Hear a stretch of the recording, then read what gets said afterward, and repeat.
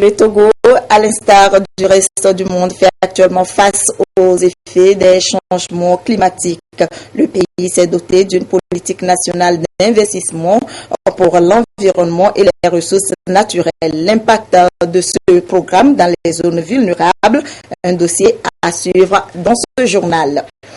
La première campagne transfrontalière de mobilisation sociale et de prestation des services de santé et de reproduction a démarré ce matin. Cette opération consiste à amener les populations à adopter des comportements responsables pour leur propre épanouissement. Et puis la 293e édition de la fête traditionnelle Gbagba, c'était hier dans la préfecture d'Agou, une rencontre annuelle pour les ressortissants de cette localité pour remercier les mânes des ancêtres pour l'abondance des récoltes. On va y revenir dans un instant. Voilà pour les titres du 20h de ce dimanche. Bonsoir à toutes et à tous. Le Togo s'est doté d'un programme national d'investissement pour l'environnement et les ressources naturelles pour réduire significativement sa vulnérabilité face aux phénomènes climatiques. De ce programme, une kyrielle de projets, dont certains consacrés à la gestion durable des terres d'une part et à la gestion des catastrophes d'autre part. Quel est l'impact de cette politique dans le Vaud et le Bamouno, deux zones vulnérables? Voyons cela dans ce dossier que nous propose Pierre Soussoupo. Atmapé, à environ 45 km de la capitale Lomé. Dans cette partie de la préfecture de Vaud, le développement des bonnes pratiques de gestion durable des terres, des eaux et des aires reboisées est rentré dans les habitudes des populations depuis quelques années. Les paysans ont été formés à l'école de la marraine du monde rural, l'un des bras opérationnels du PGCT dans la zone. Nous avons bénéficié du projet PGCT de l'appui financier qui nous a permis effectivement de développer sur notre site le volet gestion des terres, de développer la maîtrise de l'eau à travers le système d'irrigation, et le troisième appui qui est également financier concerne la gestion des risques de catastrophes pour réhabiliter un peu le tronçon qui mène à la place publique de Doulassa. Depuis l'introduction des nouvelles techniques de valorisation et de restauration des terres, les choses ne sont plus comme avant. On a vu une nette amélioration en ce qui concerne la quantité produite annuellement. On a également senti une amélioration de la qualité de ce qui est produit. Donc aujourd'hui, nos productions, tout ce que nous obtenons comme légumes, que ce soit légumes feuilles ou bien légumes fruits, ces légumes-là sont plus valorisés qu'avant. Donc forcément, ça a des impacts positifs sur le quotidien de nos maraîchers que nous appuyons à travers ce projet PGC. D'un autre côté, avec notre appui, nous constatons qu'il y a une diversification des cultures qui se font, puisque quand nous sommes arrivés, il y avait seulement que quelques légumes. Il était question d'accompagner les paysans à améliorer la productivité des terres et les rendements agricoles. Au niveau de la gestion des terres, nous utilisons les bouches de vache pour restaurer la fertilité des sols sur le périmètre maraîcher. Il faut baser la restauration de la fertilité des terres sur des ressources qu'on dispose au niveau local. Et dans le canton d'Akoumapé, il y a des bouviers. Donc, il y a une intégration entre les organisations des producteurs et de légumes au niveau du canton avec les éleveurs de bétail. Les indicateurs de production sont là et montrent qu'avec les bouts de vache, on peut rentabiliser la production. L'eau manque en contre-saison où c'est le pic de la production maraîchère du point de vue marché. Donc, deuxième aire, du marin du monde rural, appuie le groupement Comea par l'installation d'un système de forage câblé avec un réseau d'irrigation pour leur permettre de maîtriser et de faire l'économie de l'eau tout en augmentant la productivité de l'eau et améliorer le revenu sur le périmètre maraîcher.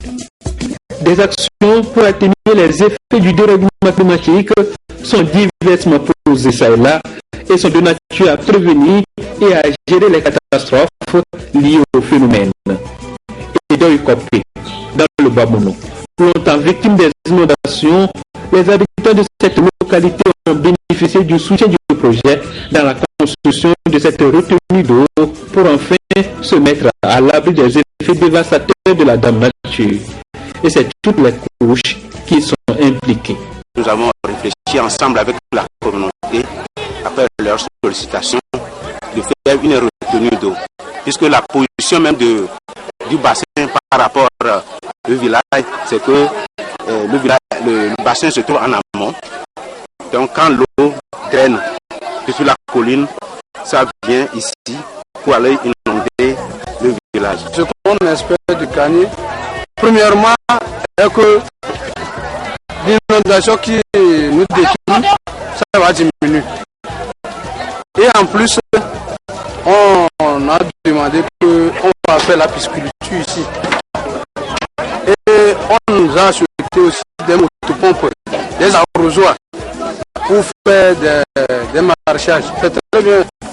Après la retenue d'eau, tous les terrains environnants seront asséchés et seront utilisés pour l'agriculture agricole. Nous pensons que l'État fait un effort louable pour pouvoir être dans l'accompagnement de la communauté pour la lutte contre les inondations, les catastrophes naturelles dans le milieu. Sur le plan écologique, les activités communautaires visent surtout à améliorer la qualité de la biodiversité et la stabilité des écosystèmes. Le recensement de la population togolaise a montré récemment que le Grand Lomé abrite à lui seul plus du quart des citoyens. Du coup, les villages se vident des jeunes et il ne reste que de vieilles personnes sans aucune force pour travailler. Il est vrai que des efforts sont faits pour limiter les dégâts, mais à quoi est dû ce phénomène d'exode rural et quelles conséquences sur l'économie du pays? Les explications dans ce dossier signé Adolphe Paca.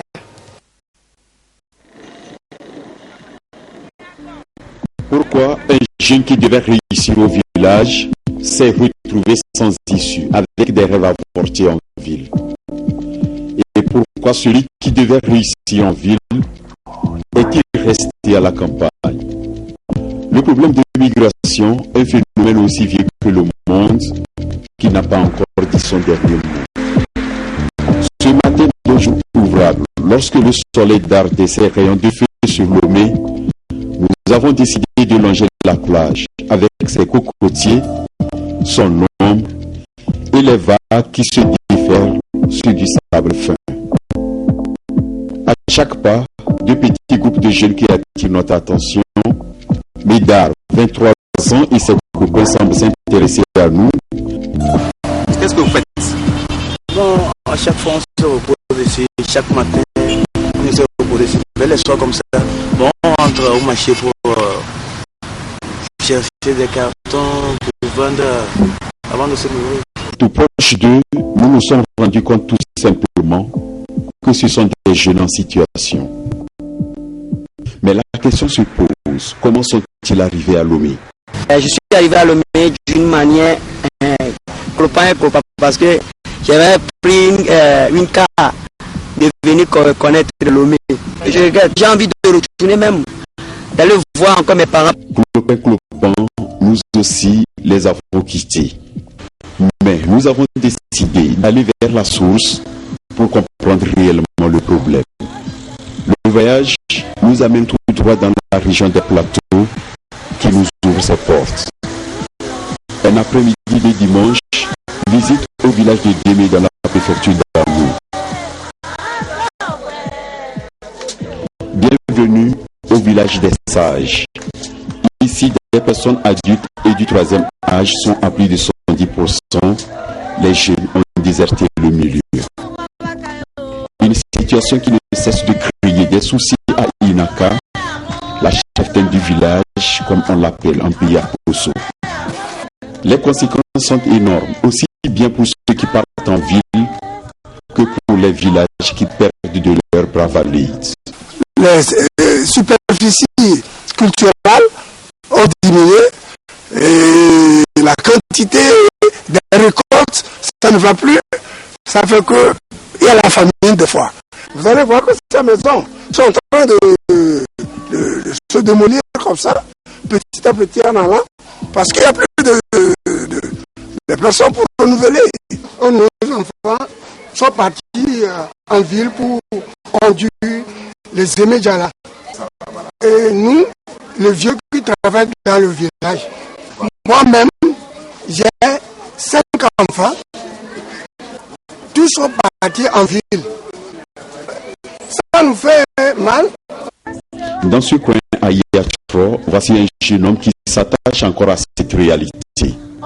Jeune mécanicien et chauffeur, Kofi a fait de l'agriculture sa priorité. Si tu n'es pas paresseux, ce que tu cherches, tu peux trouver. Ici, bon, ça ne fait pas un hectare, mais j'attends quelque chose de peut-être 15 sacs ou bien 12 à 15 sacs. Moi, j'invite nos frères. Je crois qu'avec ces médias, c'est mieux. Non, je trompe. Moi, je les invite de retourner au village pour qu'ensemble, on puisse faire quelque chose. Ce quelque chose ne peut être que l'exploitation des terres de leurs parents. Et l'agriculture est devenue d'ailleurs une priorité au Togo. La jeunesse est au cœur des préoccupations du gouvernement qui a sorti ces dernières années des projets et programmes tous azimuts pour cerner la situation. C'est en fait un développement inclusif que nous sommes en train d'accompagner dans les différentes communautés de notre pays. Et donc, les préoccupations des jeunes également sont prises en compte. Quand je prends du coup les maisons des jeunes que nous réalisons, que ce soit en milieu urbain ou en milieu rural, c'est juste pour répondre à cette préoccupation. Avec le FNFI, nous avons la JCF qui concerne uniquement, qui est un produit typiquement pour la jeunesse. Et donc, avec la JCF, on peut se prendre en charge de là où on est. Ainsi se présentent les deux visages de l'exode rural. Réussite ou désillusion, les conséquences économiques, sociales et sanitaires sont d'une gravité. Tout se concentre à Lomé, créant la forte urbanisation et au même moment des abonnés absents dans les milieux ruraux. La grande campagne de planification familiale et de dépistage du VIH-Sida a débuté ce matin avec des consultations, la distribution des préservatifs et la vaccination des enfants de 0 à 11 mois. Une séance de sensibilisation a accompagné cette opération pour amener la population à adopter des comportements responsables pour leur bien-être. Le ton a été donné à la frontière sans Vicondie par le secrétaire général de la santé, Napokura, Charlotte Fonsini.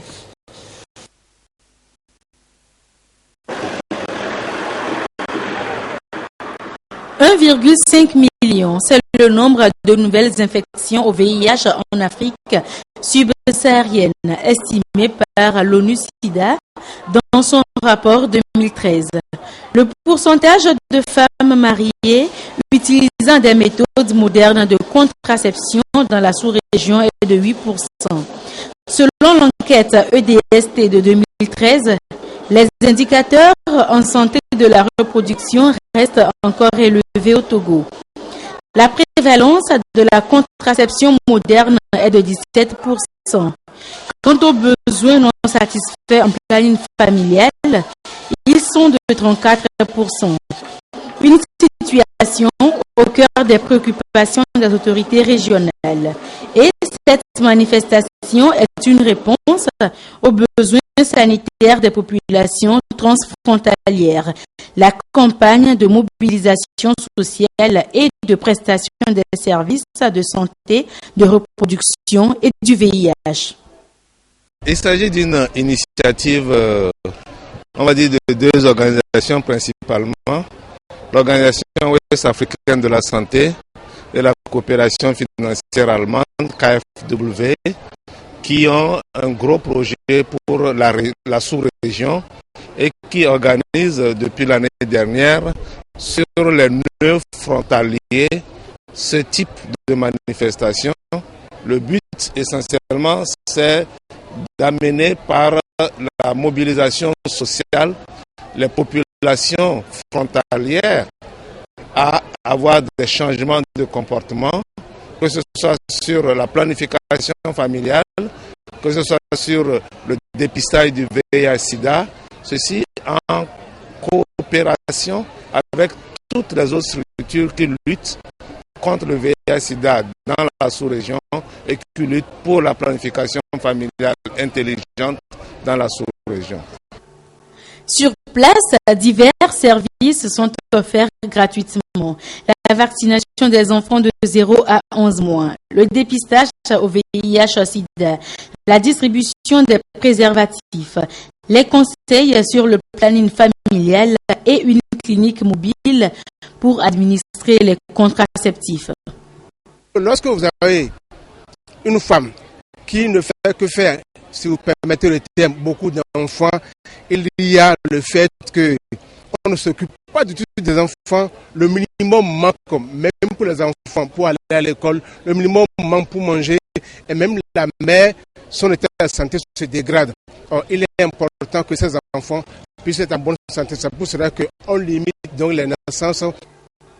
Cette manifestation sociale annuelle vise à contribuer à la réduction de la morbidité et la mortalité maternelle et s'inscrit dans le programme régional Santé de la reproduction et prévention du VIH dans la région CEDEAO.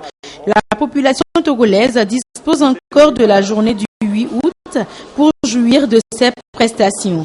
Du 9 au 11 août, l'équipe déposera sa valise au Bénin pour la même cause. Comment est organisée cette campagne à Sanvikondi? Est-ce qu'il y a de l'engouement au niveau des stands? Bref, selon notre reporter qui était de la partie, les populations ont vraiment apprécié l'initiative et comme vous l'avez vu dans le sujet précédent, ils sont massivement sortis pour se faire consulter et dépister. Commentaire sur image, Charlotte Roussi.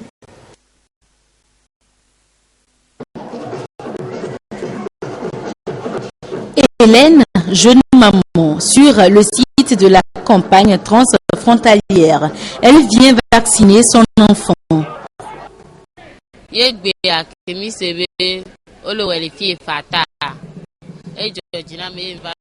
Nous avons appris que la vaccination se fait gratuitement ici à la frontière. Je suis donc venue pour que mon enfant soit consulté et vacciné.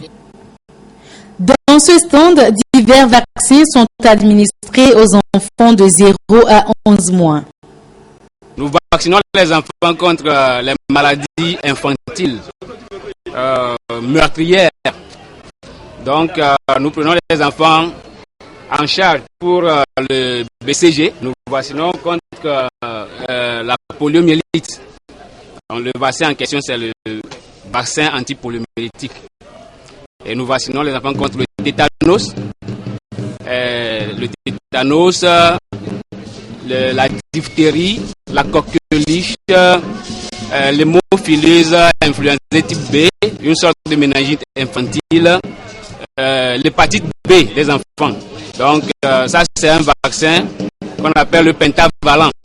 Donc un seul vaccin avec 5 antigènes associés.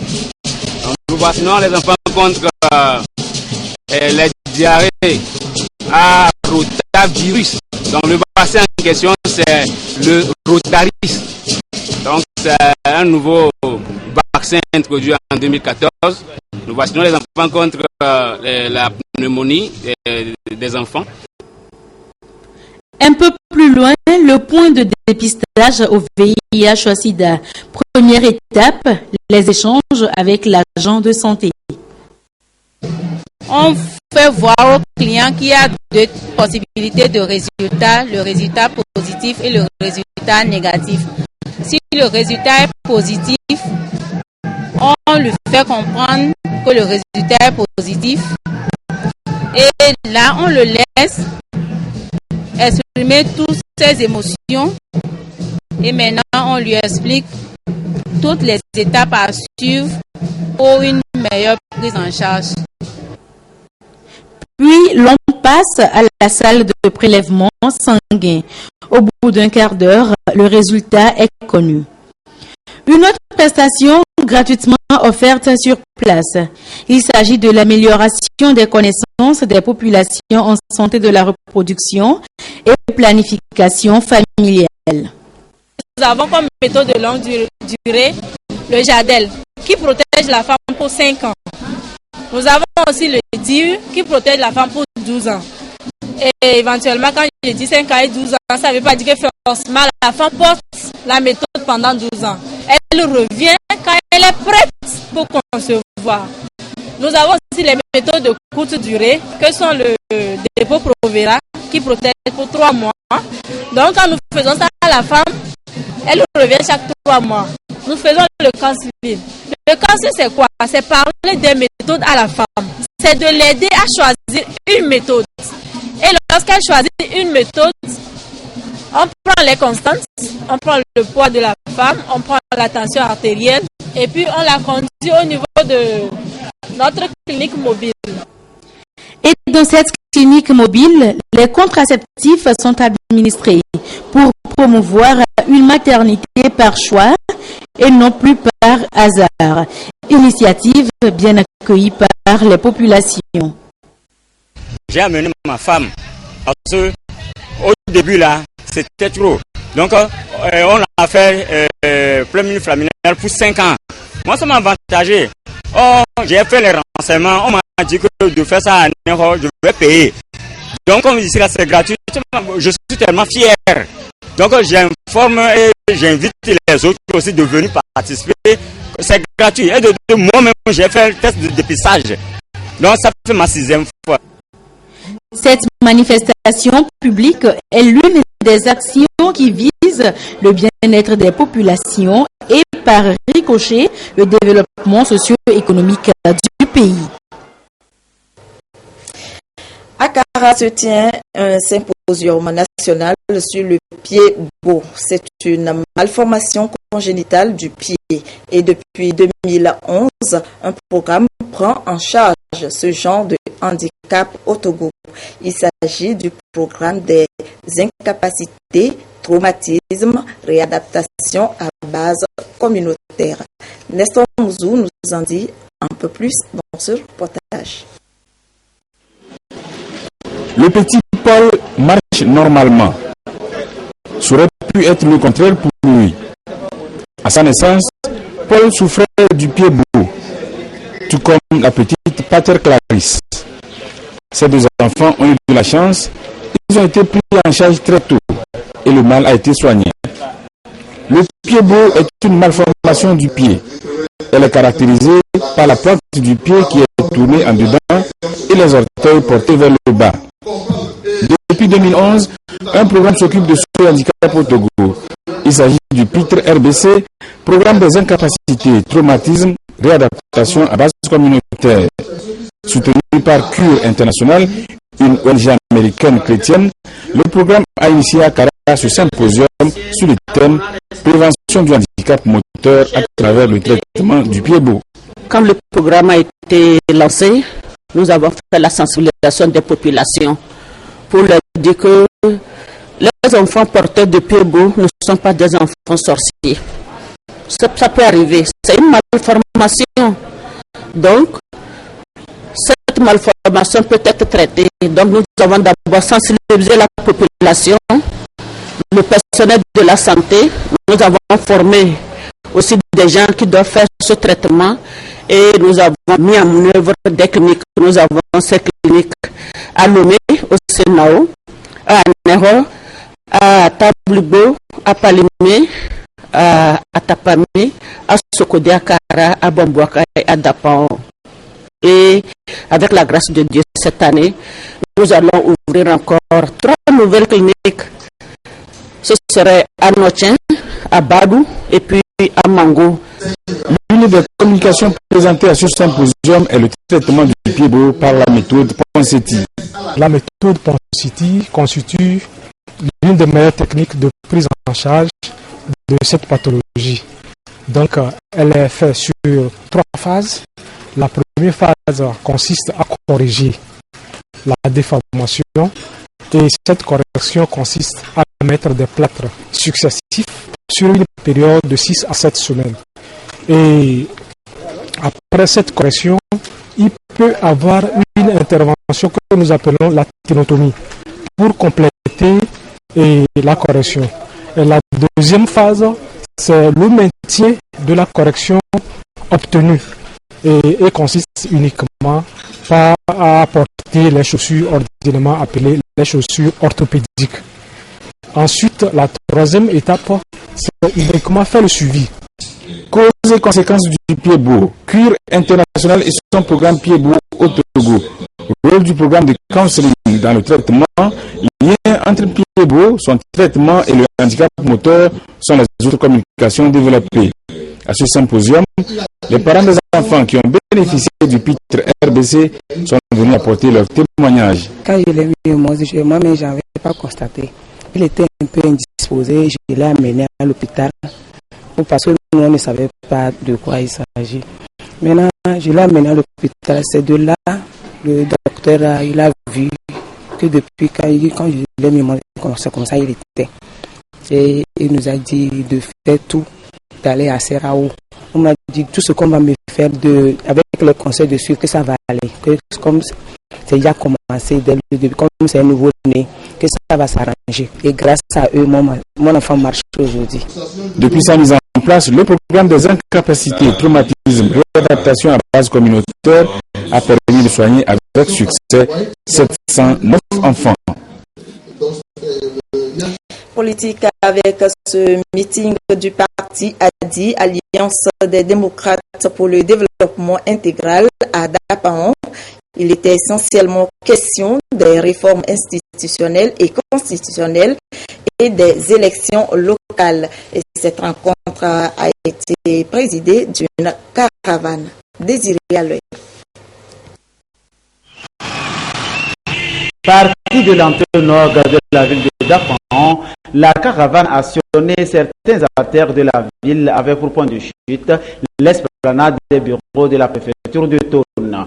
Une caravane suivie d'un meeting populaire à mettre à l'actif du parti politique ADI, Alliance des démocrates pour le développement intégral. Les réformes constitutionnelles et institutionnelles ainsi que les élections locales sont entre autres points au centre des débats au cours du meeting.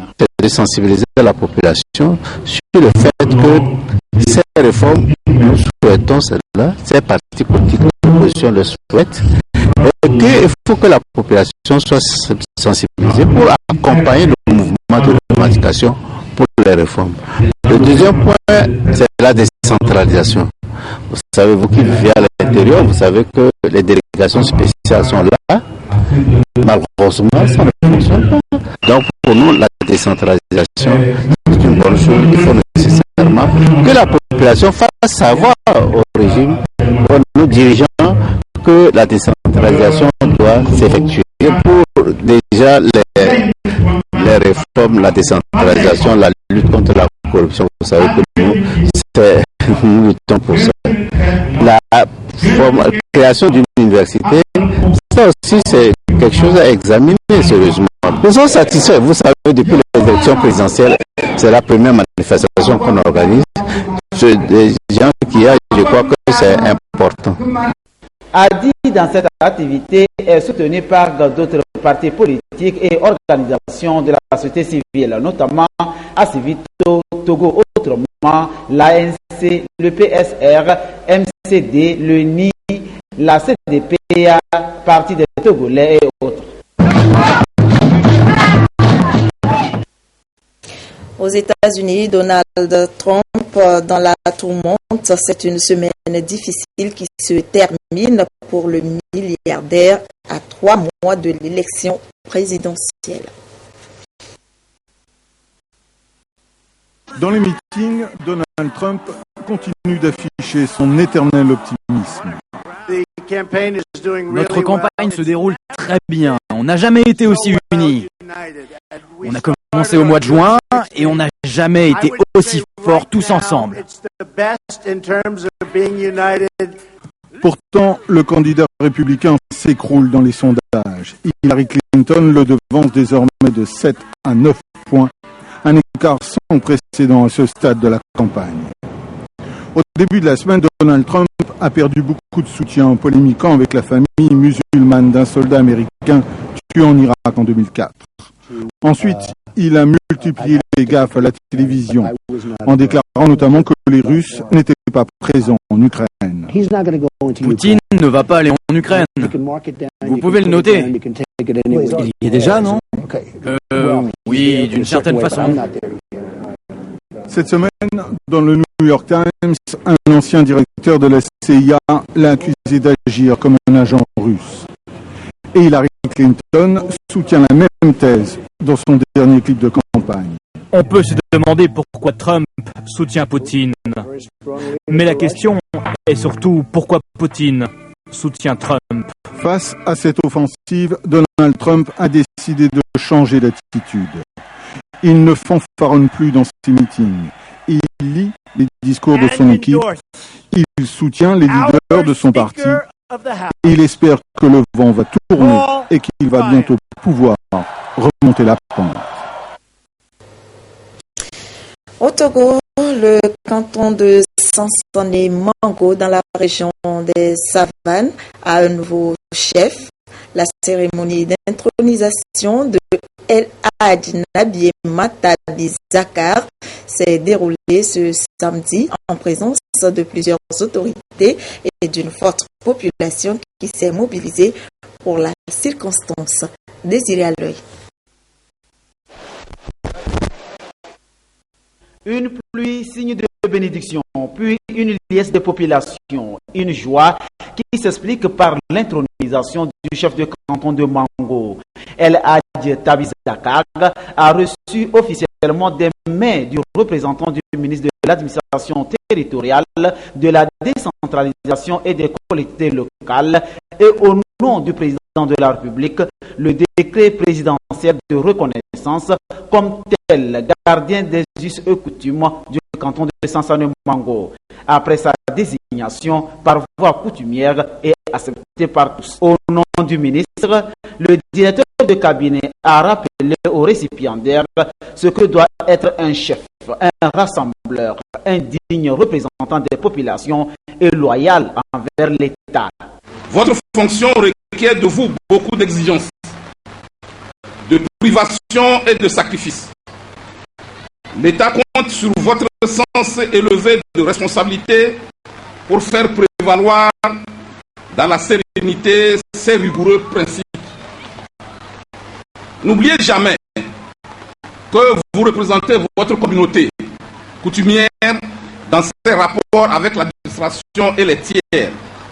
À ce titre, vous veillerez à la protection des droits et libertés des citoyens, mais aussi et surtout au respect scrupuleux par la population de la règle de droit comme mode de régulation de la vie en communauté, car notre thérapie collective en dépend.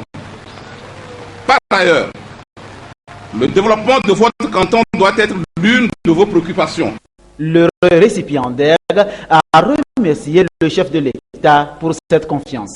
Je voudrais renouveler ma reconnaissance à ce conseil de sages et au chef de l'État, son Excellence Fort et Sozimna Nyazingbe. Population de Sansane Mango, de l'intérieur comme de l'extérieur, votre interlocuteur que je suis devenu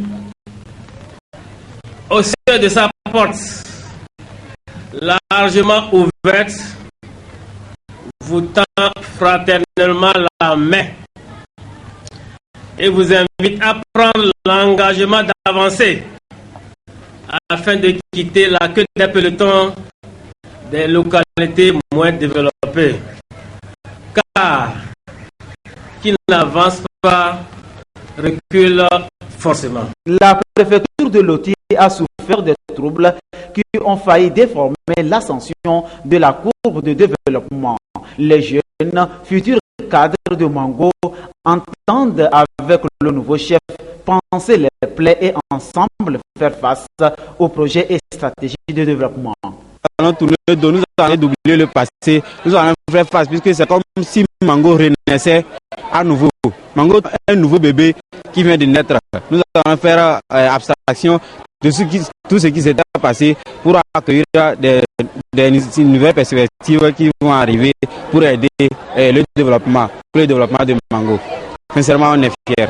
Mango est un bien commun à tous, à sauvegarder à tout prix. Très émotionné, le doyen Ouattara Fambaré Nachaba, fils de Loti, a appelé ses frères et sœurs à taire les rancœurs et dans un sursaut patriotique, faire face ensemble au développement. El Adjeta Bizakag, qui succède à Ndjambara Nanzoumana, décédé en 2008, était enseignant au collège, puis préfet d'Assoli, aujourd'hui à la retraite. Baba 2016 a été célébré ce samedi dans la préfecture de Lagou. C'est une rencontre annuelle qui regroupe tous les ressortissants de cette localité pour non seulement remercier les mains des ancêtres, mais aussi pour réfléchir sur les actions à mener pour développer leur milieu.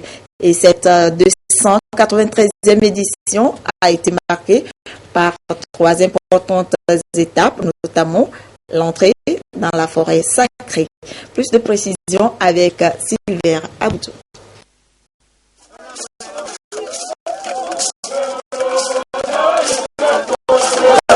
Au son du grand tam-tam, les adeptes font la procession de la forêt sacrée. Une procession empreinte de danse et de chants rituels, de jets de flaques d'eau et de boue, d'accoutrements de circonstances. Tous les ingrédients sont réunis pour ainsi donner le ton à l'édition 2016 de la fête traditionnelle Gbagba, fête du peuple Agou. Dans cette forêt, tout commence par les rites de communion aux esprits, les dieux protecteurs. C'est juste une cérémonie qui vont célébrer là-bas. C'est comme à la messe. Vous y allez pour avoir une bénédiction pour l'année. C'est là où on invoque les mains des ancêtres pour qu'on ait vraiment d'abondante culture et qu'il y ait la paix aussi et une convivialité entre les natifs.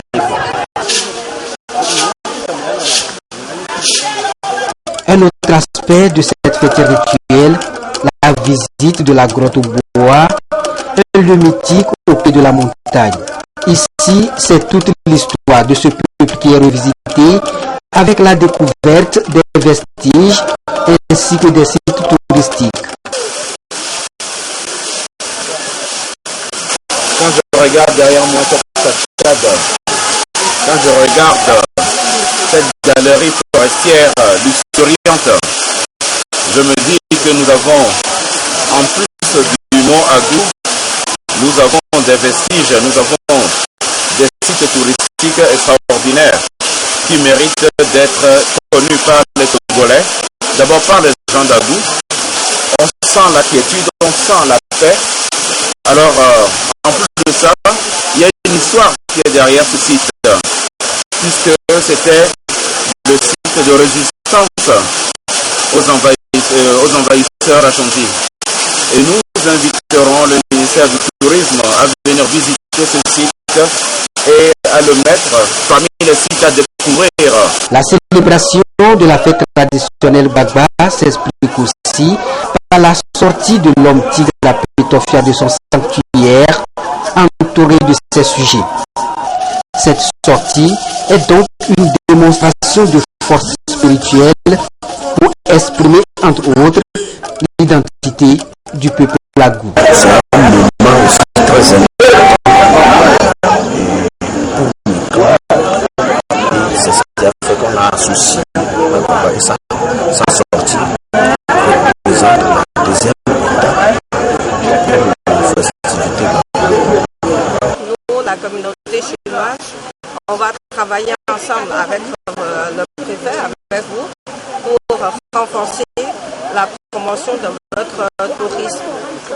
Au-delà de tout, Gbagba est en fait une fête de prémices et de remerciements au monde des ancêtres. Un moment de retrouvailles et de réjouissance entre fils et filles d'Agou pour parler du développement socio-économique, mais aussi culturel du milieu. Nous allons rassembler nos forces, nos richesses, nos expériences, faire rejaillir les enseignements et les valeurs enfouies dans les profondeurs de notre histoire pour comprendre le fondement de notre tradition en vue d'en faire un levier de développement pour notre nation, notre cher Togo. Ce rendez-vous offre l'occasion de primer certaines lauréates justement pour inciter les jeunes à la culture de l'excellence à l'école en vue de la promotion du leadership. C'est tout pour ce journal. Retrouvez Prudence Zissou à 22h30 pour l'édition de nuit. Merci à tous les téléspectateurs qui nous suivent dans la préfecture de Lagou et partout ailleurs sur la télévision togolaise. Je vous souhaite une très belle soirée. À demain.